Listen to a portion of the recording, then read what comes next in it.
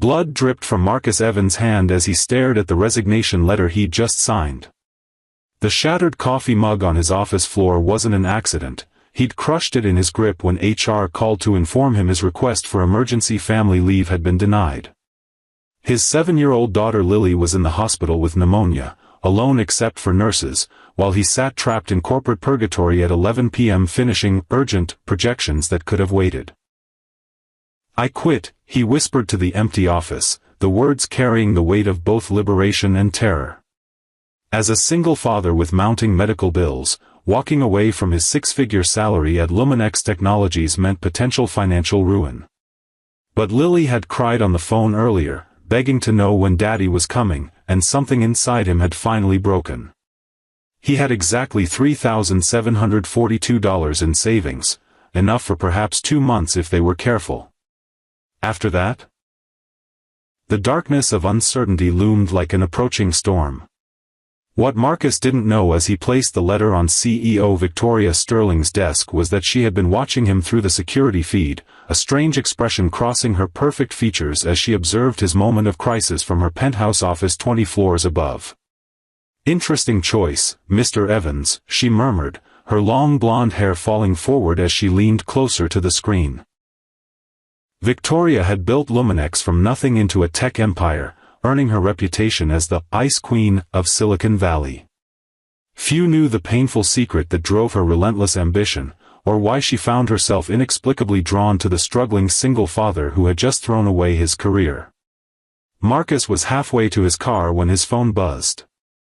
A text from an unknown number, * your daughter's hospital bill has been paid in full.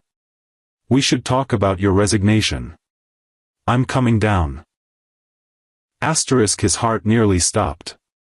How did Victoria Sterling even have his personal number? And why would the notoriously ruthless CEO care about his family crisis? If you're finding this story intriguing, please hit that like button and let me know in the comments if you've ever had to choose between work and family. The elevator doors opened at midnight precisely, revealing Victoria in person for the first time. Marcus had only seen her from afar at company events, but proximity revealed unexpected vulnerability behind her confident stance. Her fair skin seemed almost luminous under the parking garage lights, her tailored suit contrasting with the disheveled appearance of the man before her. "I accept your resignation, Mr. Evans," she said, her voice softer than he expected. "But not your absence." "What does that even mean?" Marcus asked, unconsciously flexing his injured hand. Victoria's eyes flickered to the blood-stained bandage he'd hastily wrapped around his palm. "It means I'm offering you a different position. One with flexible hours and remote work options." She stepped closer. "One where you'll never have to choose between your daughter and your livelihood again." The offer hung between them like a lifeline thrown to a drowning man. But Marcus had learned to be suspicious of things that seemed too good to be true. "Why would you do this for me? We've never even spoken before tonight." Victoria's carefully constructed facade cracked slightly, revealing something raw underneath. "Because 20 years ago, I was your daughter. And no one came for me." The revelation hit Marcus like a physical blow. Could the infamous Victoria Sterling, whose ruthless business tactics were legendary, actually understand his struggle? Or was this some elaborate corporate trap? Don't forget to subscribe if you want to find out what happens next in this emotional journey. Your support means everything. What Marcus couldn't see was the battle raging within Victoria. Her board of directors, led by the manipulative Richard Harmon, had been pressuring her to cut dead weight from the company, specifically the family-friendly policies she'd quietly implemented. Richard had threatened to reveal damaging information from her past if she didn't comply, information that could destroy everything she'd built. "I need someone I can trust," Victoria continued, her voice barely audible over the hum of the garage ventilation. "Someone who understands what really matters. The board is moving against me, against everything I've tried to build here. And you think that's me? The guy who just quit in the middle of the night?" Marcus laughed bitterly. "Precisely because of that," she replied, a hint of her trademark intensity returning. "You chose your daughter over your career. That's exactly the perspective I need right now." Their eyes locked, and for a moment, something electric passed between them, recognition, perhaps, of kindred spirits who had both suffered and survived. Marcus felt his defenses wavering under her gaze. "I should be at the hospital," he said finally. "I know. My driver is waiting to take you there." Victoria handed him a business card with a personal number written on the back. "Call me tomorrow. Or don't. The choice is yours."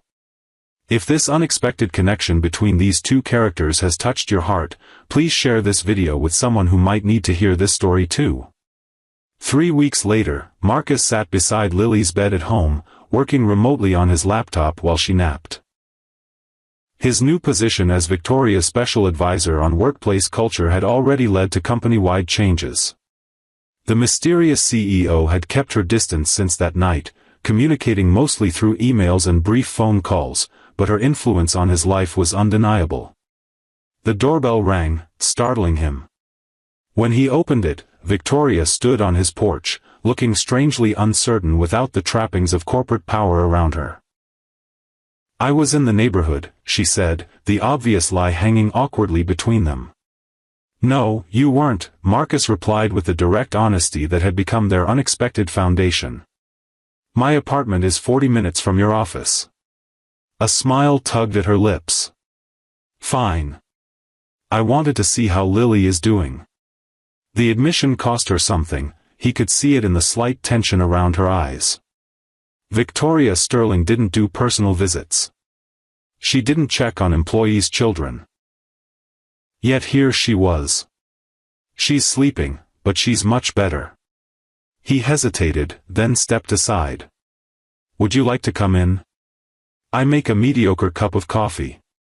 "I've had enough excellent coffee to last a lifetime," Victoria said, stepping past him. "Mediocre sounds refreshing." As they sat in his modest kitchen, the corporate masks they both wore began to slip. Victoria revealed fragments of her childhood. A father who worked himself to death, literally dying at his desk when she was 11, and a mother who disappeared into grief afterward, leaving Victoria to essentially raise herself. "That's why I paid Lily's hospital bill," she admitted. "No child should feel abandoned because of a broken system." If you're enjoying this story of unexpected connection, hit that like button and let me know in the comments if you've ever found understanding from someone you least expected. The weekend after Victoria's visit brought an unexpected invitation. "Lily wants to thank you properly," Marcus explained over the phone. "She's insisting on a picnic at the park. Her idea, not mine." Victoria hesitated. "I don't really do picnics." "Neither do I," Marcus admitted. "But she's made a thank you card with approximately half a bottle of glitter glue, and I'm afraid she'll be crushed if you don't receive it in person." Victoria arrived at the park dressed in casual clothes that probably cost more than Marcus's monthly rent, yet somehow looked uncomfortable in them, as if the concept of relaxation was foreign territory. Lily, however, showed no such hesitation. The moment she spotted Victoria, she ran forward with the enthusiasm only an 8-year-old could muster. "You're the lady who helped Daddy and me," she exclaimed, thrusting a sparkly, lopsided card into Victoria's hands. "I made you this. Daddy says you're his boss, but you don't look scary." Victoria knelt to Lily's level, examining the card with genuine attention. "This is beautiful. And technically, your dad and I work together now. Does that mean you're friends?" Lily asked with a child's directness. The question hung in the air as Victoria and Marcus exchanged glances. "I think we're getting there," Victoria answered softly. As they spread the checkered blanket under an oak tree, Victoria's phone buzzed repeatedly with messages she ignored, something Marcus had never seen her do before. When Lily pulled out a kite from her backpack, Victoria admitted she'd never flown one. "Never?" Lily gasped, as if this was the most shocking revelation possible. "Daddy, we have to teach her." What followed was an hour of laughter and failed attempts, with Victoria's perfectly styled hair coming undone in the breeze as she ran across the grass, following Marcus's instructions and Lily's enthusiastic coaching. When the kite finally soared upward, Victoria's face transformed with a joy so pure and unguarded that Marcus found himself staring. "What?" she asked, catching his gaze. "Nothing," he replied. "I just didn't know the Ice Queen could smile like that."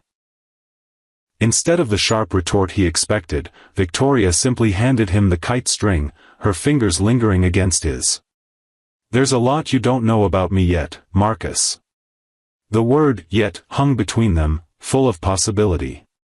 If you're loving this story of unexpected connections and second chances, please subscribe to see more content that warms your heart and reminds you that sometimes life's detours lead to our most important destinations. The final confrontation came during the quarterly board meeting. Richard Harmon had gathered enough votes to challenge Victoria's leadership, citing her emotional decisions and wasteful employee programs as evidence of unfitness to lead. "The Evans situation is the perfect example," Richard declared to the assembled board members. "Sterling created an entirely new position for a man who abandoned his responsibilities. Is this the leadership Luminex needs?" The boardroom doors opened, and Marcus walked in, followed by Victoria. The tension between them and Richard was palpable. "Actually," Marcus said, placing a folder on the table, "I've been conducting a comprehensive audit of our workplace efficiency and employee retention. Would you like to know what I found?" The data was irrefutable.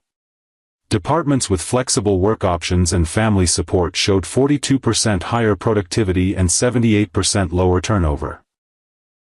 The programs Victoria had implemented weren't just compassionate, they were profitable. "And there's one more thing," Victoria added, her voice steady as she faced down her opponent.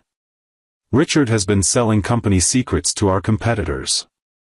She nodded to Marcus, who distributed another set of documents. "Mr. Evans discovered the evidence while reviewing our security protocols." Richard's face drained of color. "You can't prove." "We already have," Marcus interrupted. "The FBI has been notified." As security escorted a protesting Richard from the building, Victoria turned to the remaining board members. "Any other challenges to my leadership today?" The silence was deafening. This story is almost at its conclusion. If you've been moved by this journey, please consider subscribing to my channel for more emotional stories that explore the human connections we all need. The night after Richard's removal, Victoria found herself standing outside Marcus's apartment in the pouring rain, soaked to the skin despite her umbrella. She'd been sitting in her car for 20 minutes, debating whether to approach his door. The victory at the board meeting should have felt triumphant, but instead left her feeling strangely hollow. When she finally knocked, Marcus opened the door in sweatpants and an old t-shirt, surprise evident on his face. "Victoria? What's wrong?" "You're drenched." "I don't know how to do this," she blurted out, water dripping from her hair onto his welcome mat. "Do what?" he asked gently. "This." She gestured vaguely between them. "I've spent my entire life building walls to protect myself. I don't know how to let someone in." Marcus stepped aside, inviting her into the warmth of his home. "Maybe you start by getting out of the rain." In his living room, wrapped in a borrowed blanket with a mug of hot tea, Victoria finally revealed the truth she'd been hiding. The damaging information Richard had threatened to expose wasn't just about her business practices, it was about her childhood in foster care, the desperate measures she'd taken to survive, and the identity she'd carefully constructed to hide her past. "If people knew where I came from, who I really am." Her voice trailed off. "They'd see what I see," Marcus finished for her. "Someone incredibly strong who built something meaningful out of nothing." Victoria looked up, vulnerability naked in her eyes. "And what exactly do you see, Marcus?" He moved closer, his hand gently brushing a strand of damp hair from her face. "Someone worth knowing. Someone worth waiting for." When their lips finally met, it wasn't the calculated move of a CEO or the desperate act of a man who'd nearly lost everything. It was simply two people who had found unexpected understanding in each other's broken places. If this moment of vulnerability touched your heart, please like and share this video with someone who might need to remember that our strongest connections often begin when we're brave enough to be seen for who we truly are. Later that evening, Victoria found Marcus on the company rooftop garden, staring out at the city lights. "Thank you," she said simply, joining him at the railing. "For saving your company?" he asked with a slight smile. "For reminding me why I built it in the first place." Victoria turned to face him fully. "I wanted to create the workplace I needed when I was younger, one where people didn't have to choose between success and humanity." Marcus studied her face, seeing beyond the polished exterior to the determined girl who had built an empire to fix a broken system. "You know, for someone nicknamed the Ice Queen, you're surprisingly warm." "Don't tell anyone," she replied with mock seriousness. "It would ruin my reputation." Their laughter faded into comfortable silence as the city twinkled below them. When Victoria's hand found his, neither of them pulled away. 1 year later, Victoria stood nervously in the hallway outside Lily's classroom, clutching a permission slip for the school's annual career day. The form felt impossibly heavy in her hand, heavier than any contract she'd ever signed. "You're overthinking this," Marcus said, squeezing her shoulder. "She specifically asked for you. But what if the other kids will be impressed that my daughter brought the CEO of Luminex Technologies," he finished. "The same CEO who just launched the country's most comprehensive corporate childcare program." Victoria took a deep breath. "I've given presentations to rooms full of investors without breaking a sweat. Why am I nervous about talking to third graders?" "Because this one matters more," Marcus said simply.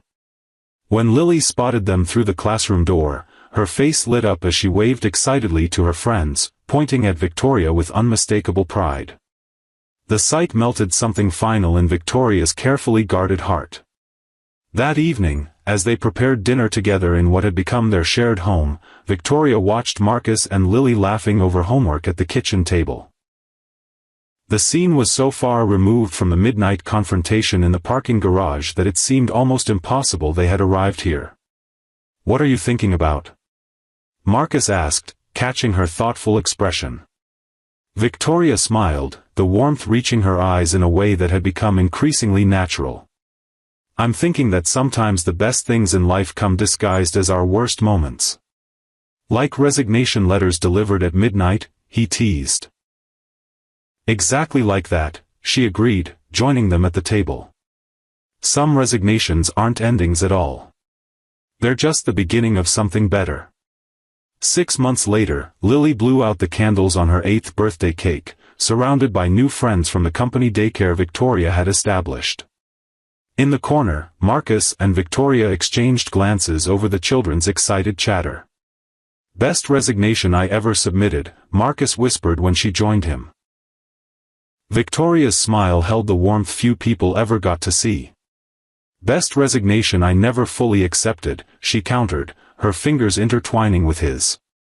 Sometimes the strongest connections form when we're brave enough to choose what truly matters, and lucky enough to find someone who understands that choice.